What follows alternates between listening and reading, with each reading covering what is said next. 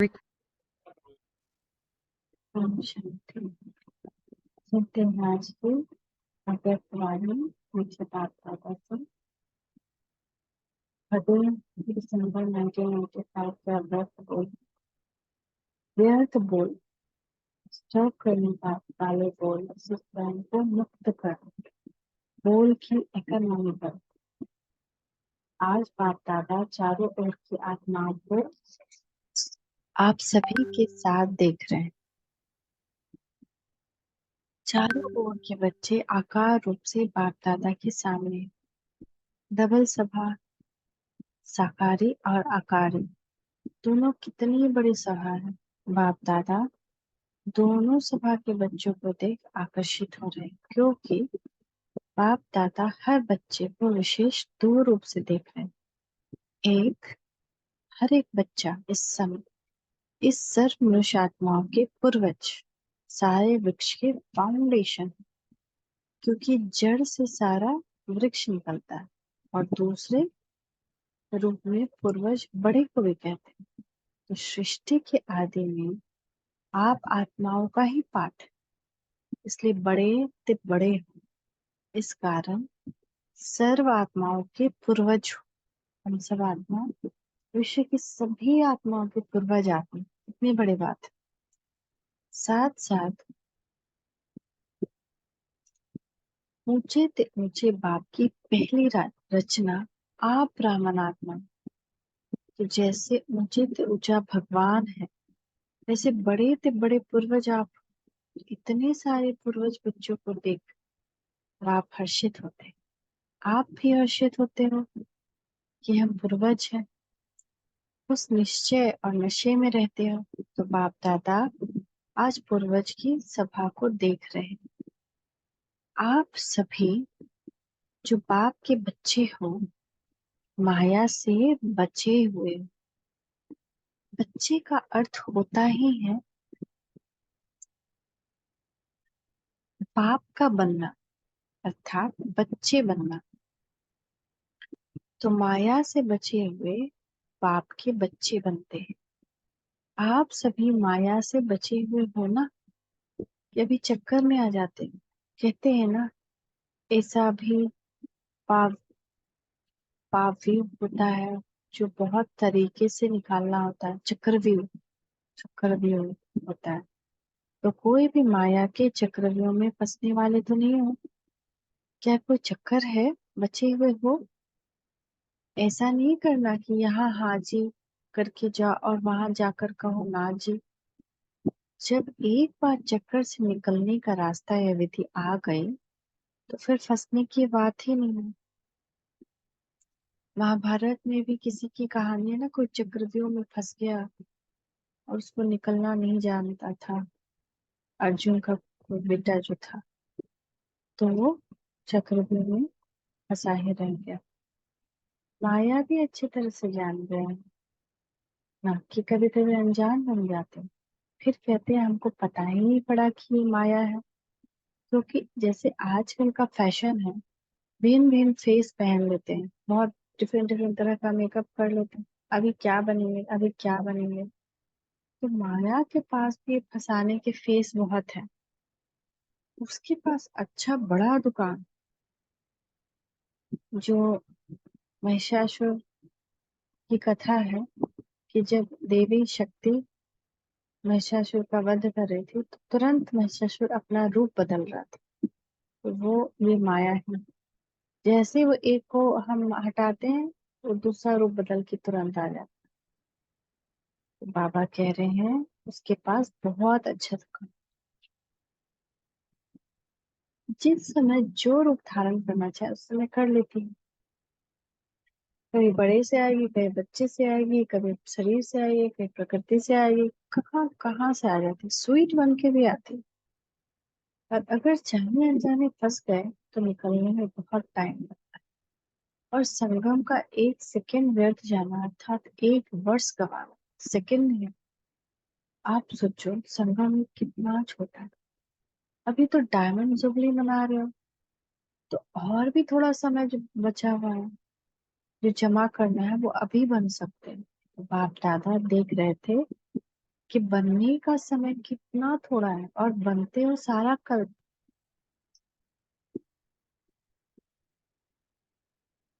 तो सार कहाँ 5,000 और कहाँ अभी 60 वर्ष। चलो आगे कितना भी समय होगा, लेकिन हजारों की गिनती में तो नहीं होगा ना, कुछ साल होंगे। तो इस थोड़े समय में राज्य अधिकारी बनने व रॉयल फैमिली में आने के लिए क्या करना होगा?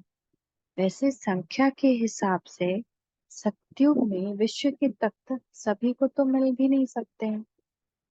मानो पहले लक्ष्मी नारायण तो तख्त पर बैठेंगे, लेकिन जो लक्ष्मी नारायण की रॉयल फैमिली है, उन्हों को भी इतना ही सभी द्वारा स्नेह और सम्मान मिलता है। तो अगर पहली राजधानी के रॉयल फैमिली में भी आ जाते हो तो वो पहला नंबर है। चाहे बड़े तख्त पर नहीं बैठते, लेकिन प्रारब्ध नंबर 1 के हिसाब से ही है। नहीं तो आप सभी लोगों को त्रेता तक भी तख्त थोड़ा ही मिलेगा। लेकिन विश्व राजाधिकारी का लक्ष्य सभी का है ना, कि वहां भी एक स्टेट के राजा बन जाएंगे। पहले नंबर के रॉयल फैमिली में आना ये भी श्रेष्ठ पुरुषार्थ है। कोई को तख्त मिलता है और किसको रॉयल फैमिली मिलती है, इसके भी गुह्य रहस्य। जो सदा संगम पर बाप के दिल तख्त नशीं स्वतः और सदा रहते हैं, कभी कभी नहीं। जो सदा आदि से अंत तक स्वप्न मात्र भी संकल्प मात्र भी पवित्रता के व्रत में सदा रहते हैं, स्वप्न तक भी अपवित्रता को टच नहीं किया है। ऐसी श्रेष्ठ आत्माएं तख्त नशीन हो सकती है जिसने चारों सब्जेक्ट में अच्छे नंबर लिए हैं। ज्ञान, योग, धारणा और सेवा। उसी को पास विद ऑनर कहा जाता है। बीच बीच में मार्क्स कम हुई है, फिर मेकअप किया, मेकअप वाला नहीं। लेकिन आदि से चारों ही सब्जेक्ट में बाप के दिल पसंद है, वो तख्त ले सकते हैं, रॉयल फैमिली में आ सकते हैं कृष्ण के साथ। कृष्ण लक्ष्मी नारायण की फैमिली में आना कितना बड़ा बात है, कितना बड़ा प्रारब्ध। उसके लिए अभी का त्याग कोई त्याग है? कुछ। साथ साथ जो ब्राह्मण संसार में सर्व के प्यारे, सर्व के सहयोगी रहे हैं, ब्राह्मण परिवार,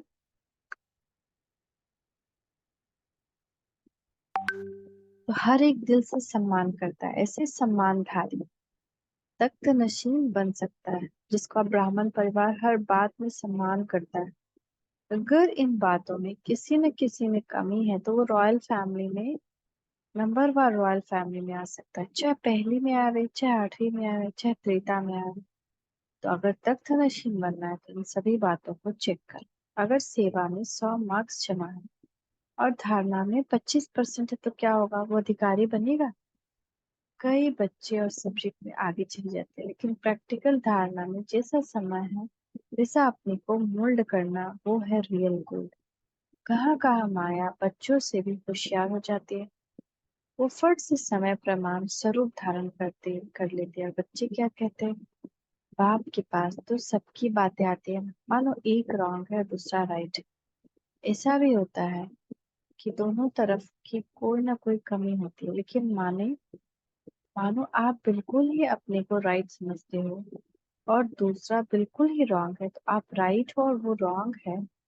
फिर भी जैसा समय, जैसा वायुमंडल देखा जाता है, वैसे अपने को चाहे सामना समाना पड़ता है, चाहे मिटाना पड़ता है, चाहे किनारा करना पड़ता है। लेकिन बच्चे क्या कहते हैं कि हर बात में हर समय हमको ही मरना है क्या? कभी कभी कुछ ऐसी बातें आ जाती है जहाँ लगता है कि हमको झुकना पड़ रहा है। वो बहुत डिफिकल्ट लगता है, हमको चुप रहना पड़ रहा है, हमको अपने आप को समेटना पड़ रहा है, अपने में समाना पड़ रहा है। बड़ा डिफिकल्ट लगता है। लगता है जैसे कि हर बात में हम ही को झुकना है क्या? हर बात में हम ही को मरना है क्या? ऐसे ऐसे बोल हो जाते हैं, ऐसी हमारी सोच हो जाती है। सहना मरना मरने जैसा लगता है। तो बाबा कह रहे हैं मोल्ड कौन होगा?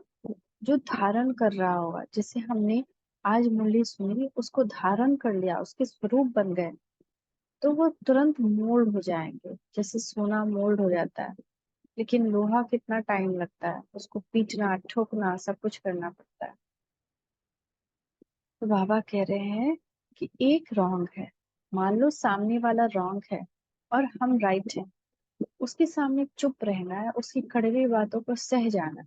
उसने बहुत इल्जाम लगाया, हम चुप रह गए, लेकिन उसमें हम क्या समझते हैं कि हम ही को क्यों मरना है बार बार, हम ही पैदा हुए हैं क्या बार बार मरने के लिए। ऐसा हमारा बोल और विचार हो जाता है कि मरने के लिए हम हैं और मौज बनाने के लिए ये है। जो रॉन्ग है वही मौज कर रहा है और जो राइट है उसको चुप रहना है। हम चुप नहीं रहे, हम क्यों चुप रहे हैं, हम तो राइट है। हम ऐसा सोचने लगते हैं। तो बाबा कह रहे हैं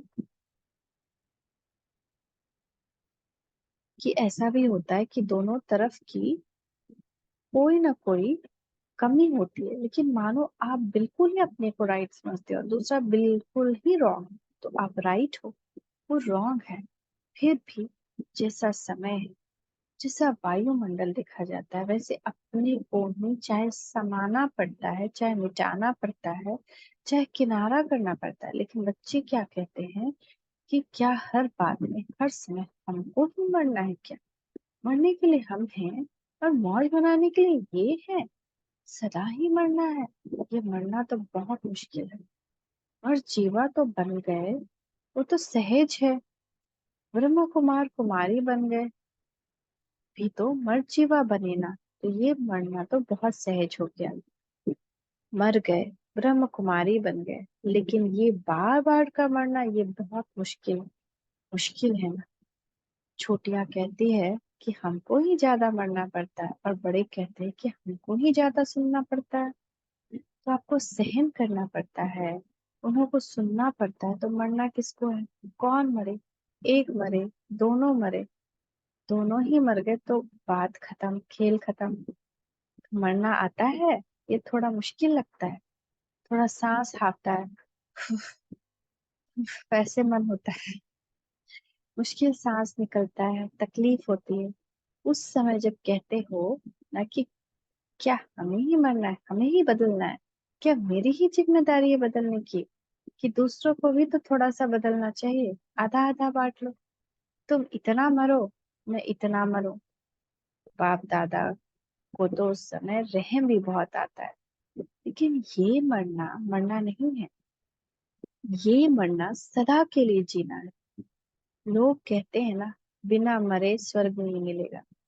तो वो मरना कौन सा मरना हुआ? बिना मरे स्वर्ग नहीं मिलेगा, यानी कि शरीर से मरने वाला मरना नहीं, उससे तो स्वर्ग नहीं ही मिलेगा। लेकिन सहन करके जो मरना है, उससे मरने से स्वर्ग मिलेगा। तो उस मरने से तो स्वर्ग मिलता नहीं, लेकिन इस मरने से स्वर्ग का अधिकार जरूर मिलेगा। इसलिए ये मरना अर्थात स्वर्ग का अधिकारी बन। कोई हमको सुना दिया, 10 बात कह दिया और हम मर गए। सुन करके ऐसा लगा कि जैसे कि शक्तिबान लग गया। हम चुप रह गए तो और लगा कि ख्यालात चलने लग गए। हम ही को क्यों सुना देता है कोई, हम क्या बिगाड़े हैं किसी का। ऐसा लगता है कि हम मर गए। लेकिन उस वक्त मर जाना, सह जाना, दूसरे को माफ कर देना, संकल्प न चलाना, स्वर्ग का अधिकारी बनना।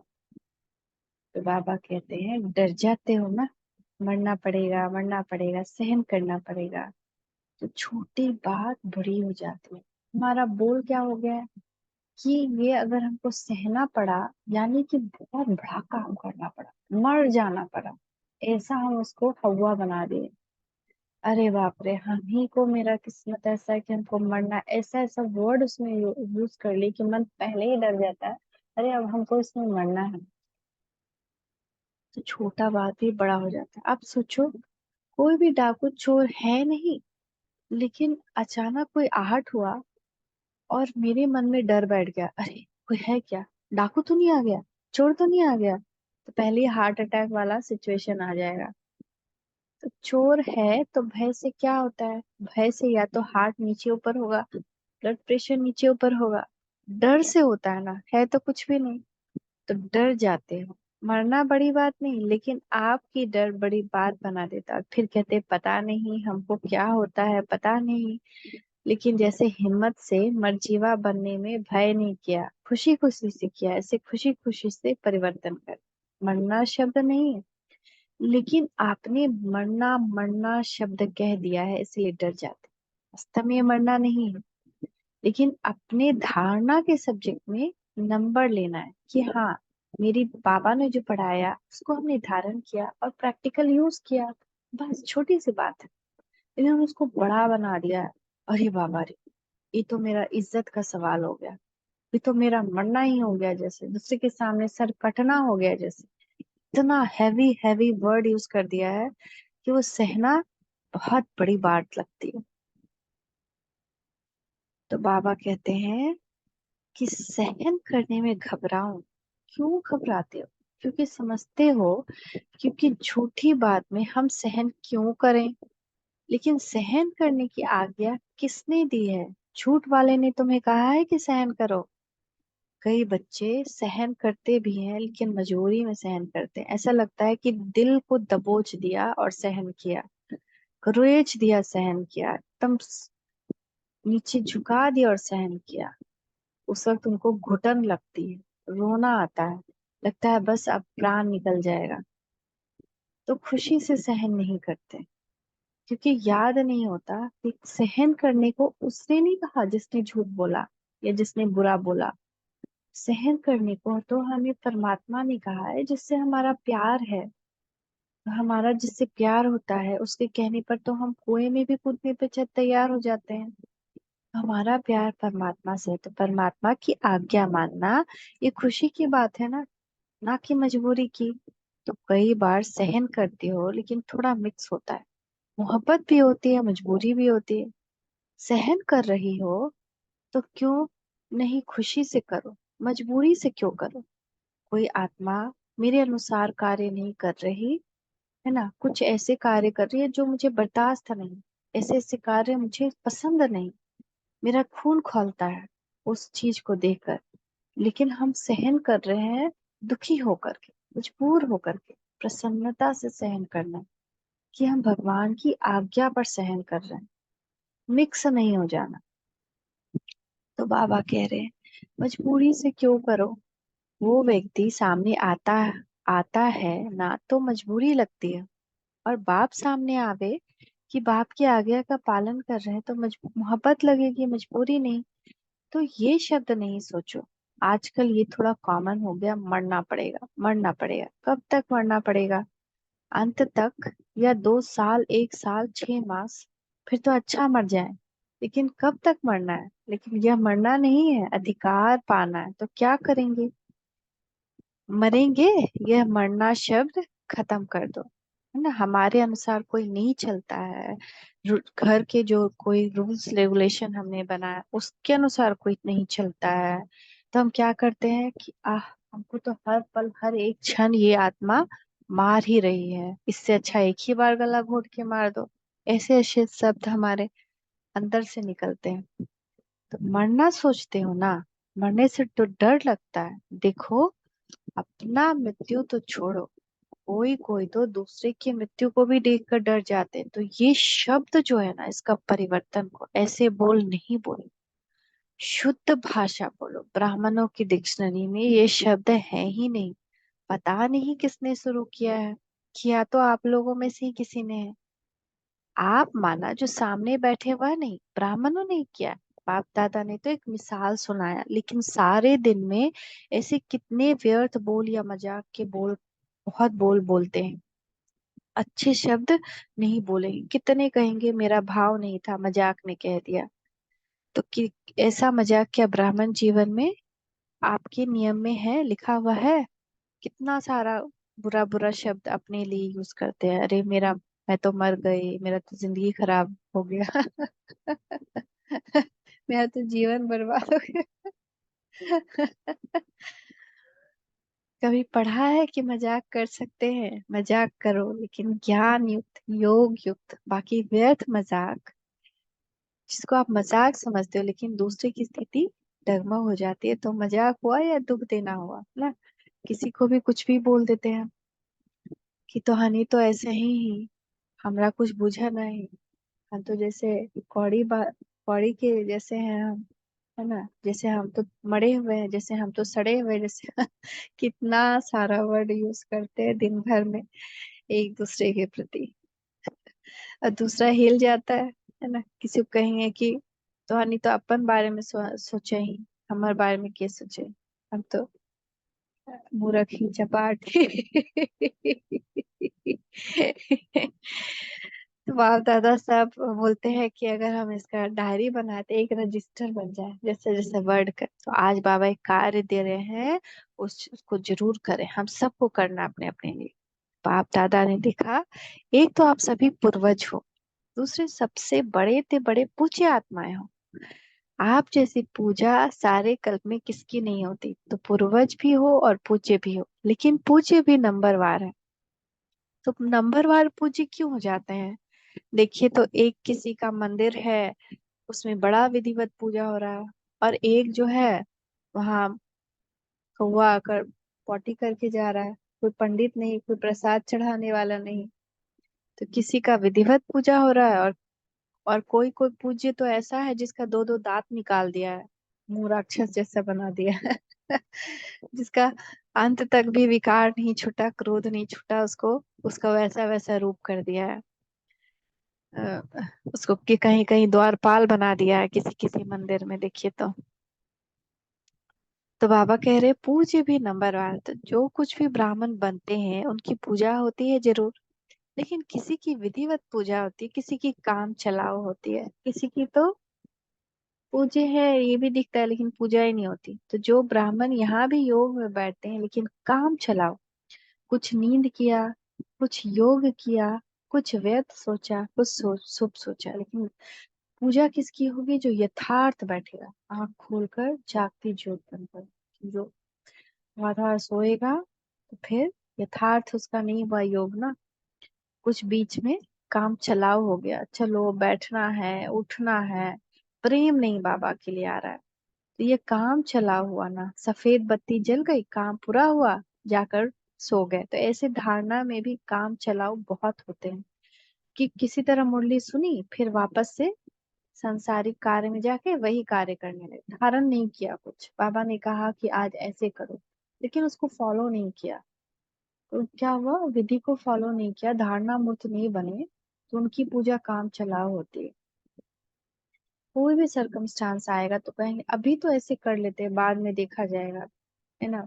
जिससे कुछ ऐसा हुआ कि सब लोग खान पान का ही देख लेते, तो कोई कहा घर में कि हम नहीं खाएंगे, नहीं खाएंगे, चलो छोड़ो, अभी तो कोई मेरा साथ ही नहीं दे रहा है, बाद में देखा जाएगा, हो सकता है जब सब सपोर्ट करे तब हम भी छोड़ देंगे। ऐसे करने लगते हैं। तो धारणा नहीं की, काम चलाओ किया, तो ऐसे ही उनकी पूजा भी काम चलाओ होती है। देखो लाखों शालिग्राम बनाते हैं, लेकिन क्या होता है, विधि पूर्वक पूजा होती, काम चलाओ होती है। उनको नहाया जाता है, जल नहीं दिया जाता, पाइप से छिड़क दिया जाता है पानी।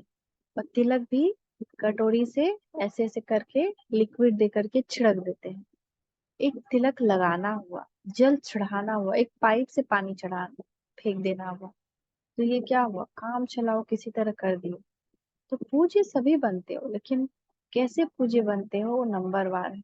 किसी की हर कर्म की पूजा होती है। जैसे बाबा कहते हैं मथुरा में जाओ तो दातुन का भी दर्शन होता है, दातुन हो रहा है भगवान का, दातुन का भी दर्शन कराते हैं। तो इस समय दातुन का समय है, काम चलाओ नहीं बनना, नहीं तो पूजा भी ऐसे ही होगी, काम चलाओ अच्छे से पूजा नहीं होगी, कोई प्रसाद नहीं चढ़ाएगा।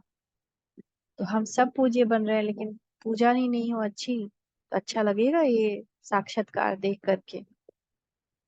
अच्छा, सभी टीचर खुश हो, या कोई कोई इच्छा अभी भी मन में है। कोई भी इच्छा होगी तो अच्छा बनने नहीं देगी। कोई इच्छा मन में नहीं रहे, ये पहने, ये खाएं, ये करें, ये यहाँ जाएं, ये करें। तो इच्छा जो होती है ना, ये ऐसे हो जाए वो वैसे हो जाए, अच्छा नहीं बनो। या तो अपनी इच्छा पूर्ण करो या अच्छा बनो, आपके हाथ में है। और देखा जाता है कि ये इच्छा ऐसी चीज है, जैसे धूप में आप चलते हो तो आपकी परछाई आगे जाती है, और आप उसको पकड़ने की कोशिश करो तो पकड़ी जाएगी। इच्छा ऐसी परछाई है, जो बढ़ती ही जाती है, बढ़ती ही जाती है। और अगर आप पीठ करके बैठ जाओ तो वो परछाई कहाँ जाएगी? आपके पीछे पीछे आ जाएगी। तो इच्छा अपनी तरफ आकर्षित कर रुलाने वाली है, और अगर इच्छा को छोड़ दो तो इच्छा आपके पीछे पीछे आएगी। मांगने वाला कभी भी संपन्न नहीं बन सकता। अगर हम कभी भी मांगते हैं किसी से कुछ, कभी भी जिंदगी में संपन्न नहीं बन सकते, कुछ ना कुछ कमी रहेगी। लेकिन और कुछ नहीं मांगते, लेकिन रॉयल मांग भी तो बहुत है। तो एक मोटे तौर पे नहीं मांग रहे हो, लेकिन कुछ रॉयल मांग भी किसी की होती है। रॉयल मांग क्या? अल्पकाल का कुछ नाम मिल जाए, कुछ शान मिल जाए ना। अगर कभी कहीं परिवार में प्रॉब्लम है तो हम क्या शान से वहां जाते हैं कि हम सोल्यूशन कर देंगे। और सोल्यूशन करने के बजाय क्या करते हैं? उसका वर्णन करते हैं, प्रदर्शन करते हैं, परचिंतन करते हैं, सॉल्यूशन कुछ नहीं करते। लेकिन अगर कोई हमको ना बताए तो शान आ जाता है, अरे मेरा बात नहीं सुना, हमको नहीं बताया, तो हमको वैल्यू ही नहीं देता है। ऐसा शान हो जाता है। तो कभी भी हमारा नाम विशेष आत्मा में आ जाए, हम भी बड़े भाई बहनों में गिने जाए, हमें भी बड़ी बहनों में गिना जाए, आखिर हमको भी चांस मिलना चाहिए। लेकिन कब तक मांगते हो? जब तक कि खुशी के खजाने से संपन्न नहीं हो, भगवान से योग नहीं लगाया, पूरे उनके खजानों से संपन्न नहीं हुए, उस अतीन्द्रिय सुख का अनुभव नहीं किया है, तो दुनिया के सुख के पीछे भागते रहोगे।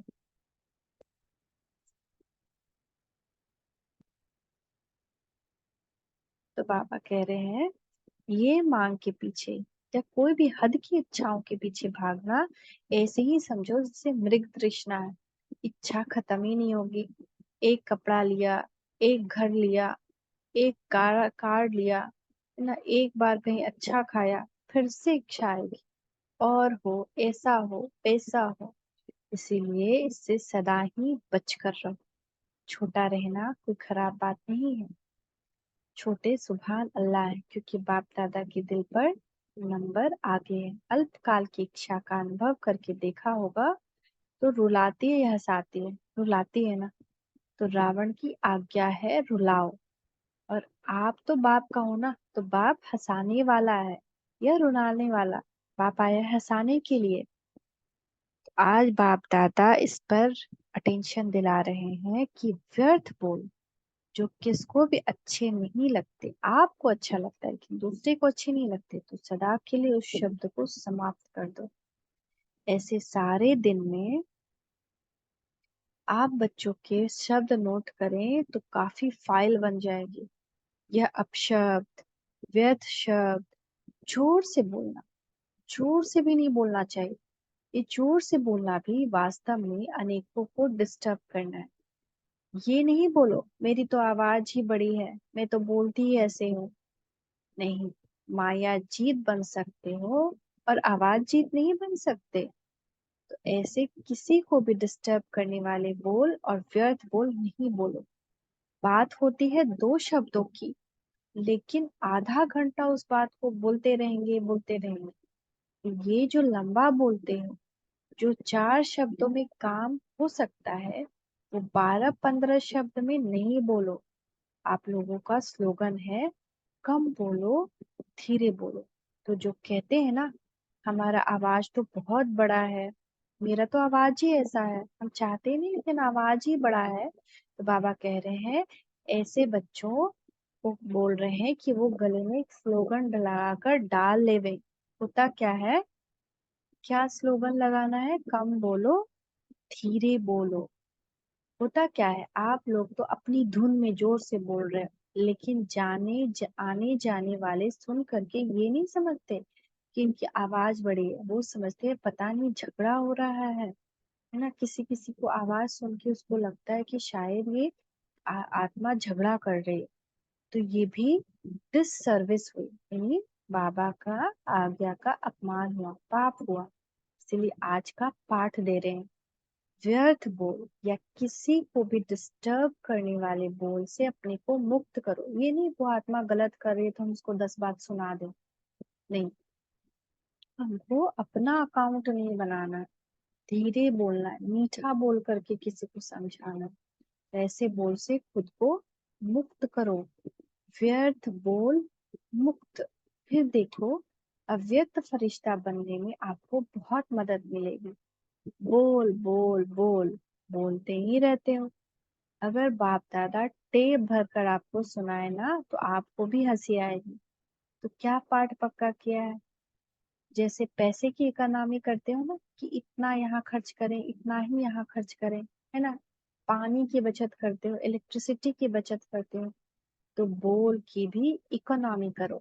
अपने बोल की वैल्यू रखो। जो ज्यादा बोलते हैं उनकी बोल की वैल्यू नहीं रहती। जिससे महात्माओं को कहते हैं ना, सत्य वचन महाराज। तो आपके बोल सदा सत्य वतन वचन, अर्थात कोई ना कोई प्राप्ति कराने वाले वचन हो। हमारे ही ब्राह्मणों का ये फेमस है, जिससे आज दूसरे ब्राह्मणों को का भी जब आत्माएं सुनती हैं तो बिना सोचे समझे कहते हैं, सत्य वचन महाराज, आप बिल्कुल सच बोल रहे हैं, फॉलो करने लगती हैं। तो जब हम कम बोलेंगे, युक्ति युक्त बोलेंगे, मीठा बोलेंगे, धीरे बोलेंगे, तो आत्माएं सत्य वचन महाराज समझकर फॉलो करेंगी। किसको चलते फिरते हंसी में कह देते हैं, अरे ये तो पागल है, ये तो बुद्धू है, ये तो बेसमझ है, तो ऐसा ही करता है, ये क्यों इतना बोलता है। हम दूसरे को भी बोल बोल को सुन करके बोलते रहते हैं, "ये क्यों इतना बोलता है"। नहीं, ये शब्द बाप दादा अभी भूल गए, लेकिन सुनते हैं ब्राह्मणों के मुख से। ब्राह्मणों के मुख से ऐसे शब्द निकलना, ये मानो आप सत्यवचन महाराज वाले किसी को श्राप देते हो। अगर हम किसी के अवगुण देख करके उसको रिपीट करते हैं कि तुम क्यों इतना बोलते हो, यानी कि हम उसको श्राप दे रहे हैं कि तुम ज्यादा बोलो, बोलने वाले बनो, ऐसा श्राप दे रहे हैं।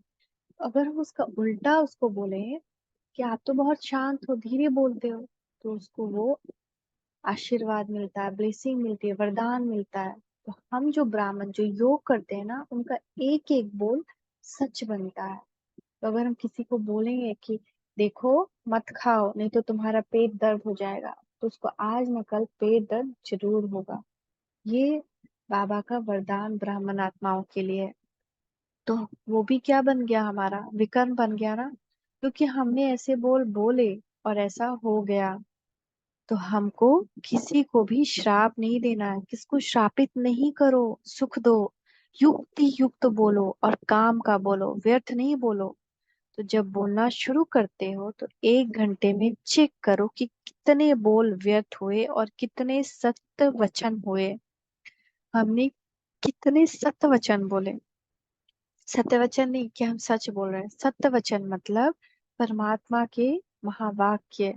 परमात्मा जो जैसे वचन बोलते हैं वैसे वचन, सुखकारी वचन, आशीर्वाद वचन, वरदानी बोल कितने बोले और कितने व्यर्थ बोले, हर 1 घंटे हम लोग को चेक करनी है। तो आज जैसे ही ट्रैफिक कंट्रोल का गीत बजे, अपने आप को हम सब अपना अपना चेक करें कि हमने कितना ऐसा व्यर्थ बोला। आपका बोल, अपने आप को अपने बोल की वैल्यू का पता नहीं, तो बोल की वैल्यू समझो। अपशब्द नहीं बोलो, शुद्ध शब्द बोलो। क्योंकि अभी लास्ट मास है और आदि का मास डायमंड जुबली है, तो सारा सारा डायमंड बनेंगे या 6 मास बनेंगे, सारा साल बनेंगे ना। तो इसीलिए बाप दादा डायमंड जुबली के पहले बच्चों को विशेष अटेंशन दिला रहे हैं। बाप दादा चारों ओर के दृश्य तो देखते ही रहते हैं, सारे दिन नहीं देखते रहते, सेकंड में सब देख सकते हैं। 1 सेकंड में पूरे दिन का देख लेते हैं कि इस बच्चे ने आज कितना व्यर्थ बोला। तो पाठ पक्का किया, मुक्त बनना है या थोड़ा थोड़ा युक्त और थोड़ा थोड़ा मुक्त। हर एक अपने को देखो, ये नहीं शुरू करना कि बाबा ने वाणी चलाई फिर भी बोल रहा है। दूसरे को नहीं देखो, अपने को देखो। मैंने बाप की श्रीमत को कितना अपनाया। हम क्या करते हैं, दूसरे को ज्यादा देखते हैं, ये ऐसे क्यों कर रहा है, वो वैसे क्यों कर रहा है, वो ऐसा एक्शन क्यों कर रहा है, वो ऐसा वैसे। हम अपने आप को देखें। हम जैसा बोलेंगे, जैसा करेंगे, दूसरे उसको खुद फॉलो करेंगे। अभी तो एक दो को देखते हो ये क्या कर रहा है, लेकिन अब अधिकार मिलने में वो नीचे पद में जाएगा, तो उस समय आप साथ देंगे क्या। आज हम दूसरे को देखते हैं तो वो मान लेते हैं कि सतयुग में नौकर नौकरानी बनेगा। तो हम भी उसके साथ बनना चाहेंगे क्या, नौकर नौकरानी? अपना पद छोड़ना चाहेंगे कि चलो तुम ही ले लो ये पद, हम ले लेते हैं तुम्हारा पद, तुम ही ले लो महाराजा महारानी का पद? नहीं ना। तो बाबा कह रहे हैं कि उस समय देखेंगे, उस समय नहीं देखेंगे। फिर अभी क्यों देखते हो? अच्छा, अभी से मुक्त बनेंगे ना। सभी को पाठ याद है, कौन सा पाठ? व्यर्थ बोल मुक्त। याद है? भूल तो नहीं गया? अच्छा। चारों ओर के पूर्वज आत्माओं को सदा इस निश्चय और नशे में रहने वाली श्रेष्ठ आत्माओं, सदा बाप की श्रीमत प्रमाण हर कर्म करने वाले कर्मयोगी आत्माओं को, सदा दृढ़ संकल्प से बाप के हर कदम पर कदम रखने वाले फॉलो फादर बच्चों को बहुत बहुत याद प्यार और नमस्ते। डबल विदेशियों को डबल नमस्ते। आज का वरदान है, हम बच्चों की भी मीठे मीठे बाप दादा को याद प्यार गुड मॉर्निंग, नमस्ते बाबा नमस्ते, शुक्रिया बाबा शुक्रिया। डबल नमस्ते डबल विदेशियों को दे रहे बाबा। जो फॉलो फादर करते हैं उनको बहुत बहुत याद प्यार। वरदान है, लौकिक को अलौकिक में परिवर्तन कर घर को मंदिर बनाने वाले आकर्षण मूर्त भव। हम क्या करते हैं, लौकिक कुछ देखते हैं उसमें लौकिक में ही रहते हैं, लेकिन लौकिक देखकर उसको अलौकिक में परिवर्तन करना है।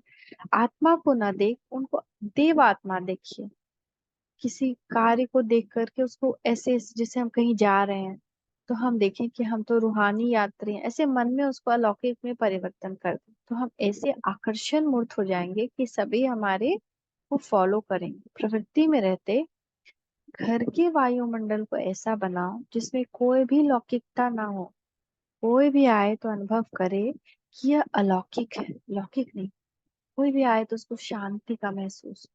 देखिए, ये तो कोई अलौकिक स्थान लग रहा है, यहाँ तो बहुत शांति लग रही है। ये साधारण घर नहीं है, लेकिन मंदिर है। यह है पवित्र प्रवृत्ति वालों की सेवा का प्रत्यक्ष स्वरूप।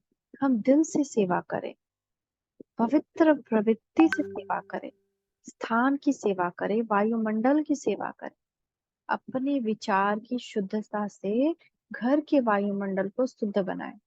जिससे मंदिर का वायुमंडल सबको आकर्षित करता है, ऐसे आपके घर से पवित्रता की खुशबू आए तो वह खुशबू स्वतः चारों ओर फैलेगी और सबको आकर्षित करेगी। ऐसे नहीं सोचिए हम अकेले क्या करेंगे।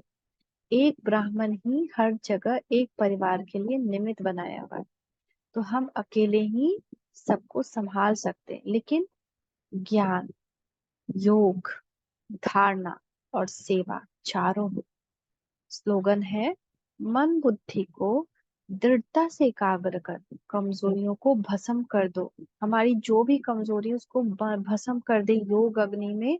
मन बुद्धि को दृढ़ता से एकाग्र करके तब कहेंगे सच्चे योगी। आज का सूचना है, आज अंतर्राष्ट्रीय योग दिवस, तीसरा रविवार है। साय 6:30 से 7:30 बजे तक सभी भाई बहनें योग अभ्यास में अनुभव करें कि मुझ आत्मा द्वारा पवित्रता की किरणें निकलकर सारे विश्व को पावन बना रही है। मैं मास्टर पतित पावनी आत्मा। Thank you. ओम शांति, ओम शांति, ओम शांति।